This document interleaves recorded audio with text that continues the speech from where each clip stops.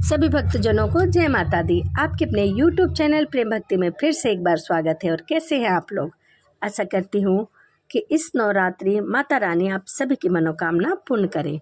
इसी के साथ आज हम सुनेंगे दुर्गा सप्तशती की कथा, अध्याय 3, सेनापति सहित महिषासुर का वध। तो आइए मन में माता रानी का ध्यान करते हुए कथा को सुनते हैं। एक बार बोलिए सांचे दरबार की जय। महर्षि मेघा ने कहा, महिषासुर की सेना नष्ट होती देख उस सेना का सेनापति चिक्षुर क्रोध से भरकर देवी के साथ युद्ध करने के लिए आगे बढ़ा। वह देवी इस प्रकार बाणों की वर्षा करने लगा मानो सुमेरु पर्वत पानी की धार बरसा रहा हो। इस प्रकार देवी ने अपने बाणों से उसके बाणों को काट डाला तथा उसके घोड़ों और सारथी को मार दिया। साथ ही उसके धनुष और उसकी अत्यंत ऊंची ध्वजा को भी काटकर नीचे गिरा दिया। उसका धनुष कट जाने के पश्चात उसके शरीर के अंगों को भी अपने बाणों से बीध दिया।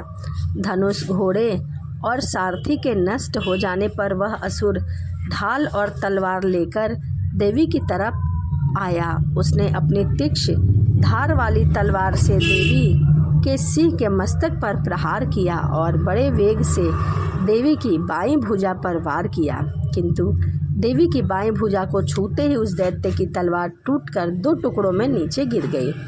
इससे दैत्य ने क्रोध से भरकर शूल हाथ में लिया और उसे भद्रकाली देवी की ओर फेंक दिया। देवी की ओर आता हुआ वह शूल आकाश से गिरते हुए सूर्य के समान प्रज्वलित हो उठा। उस शूल को अपनी ओर आते हुए देखकर देवी ने शूल छोड़ा और महाअसुर के शूल के 100 टुकड़े कर दिए और साथ ही महाअसुर के प्राण भी हर लिए।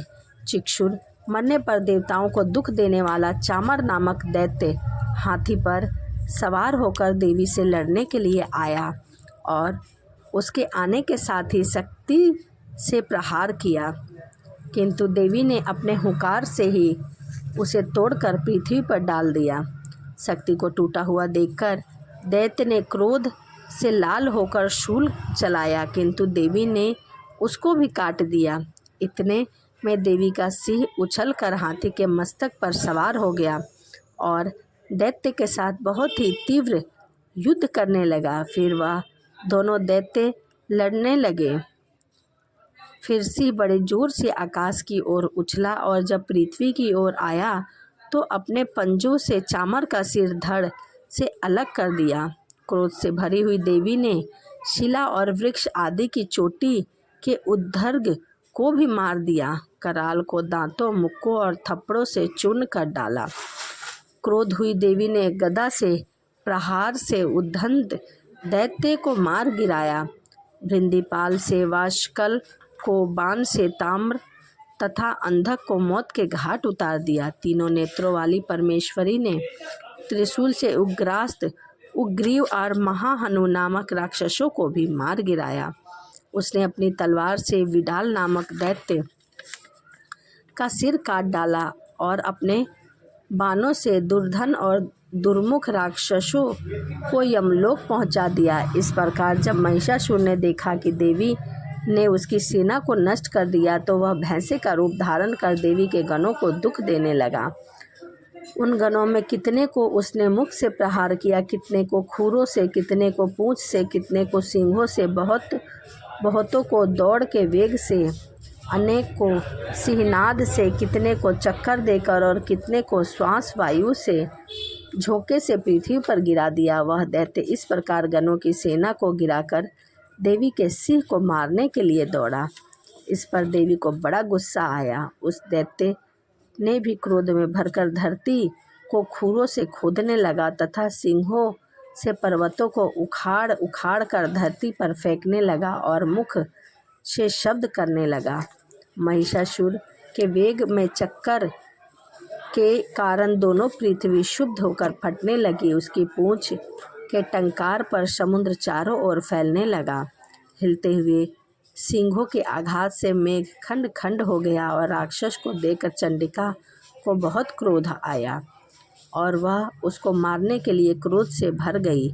देवी ने पाश फेंक कर दैत्य को बांध लिया और उसके बंध जाने पर दैत्य का रूप त्याग दिया और सिंह का रूप बना लिया। ज्यों ही देवी उसका सिर काटने के लिए तैयार हुई तो वह पुरुष का रूप बना लिया जो कि हाथ में तलवार लिए हुए था। देवी ने तुरंत ही अपने बाणों के साथ उस पुरुष की तलवार ढाल सहित बीध डाली। इसके पश्चात वह हाथी का रूप दिखाई देने लगा और उसकी लंबी सूंड से देवी के सिंह को खींचने लगा और गर्जना करने लगा। देवी ने अपनी तलवार से उसकी सूंड काट डाली। जब राक्षस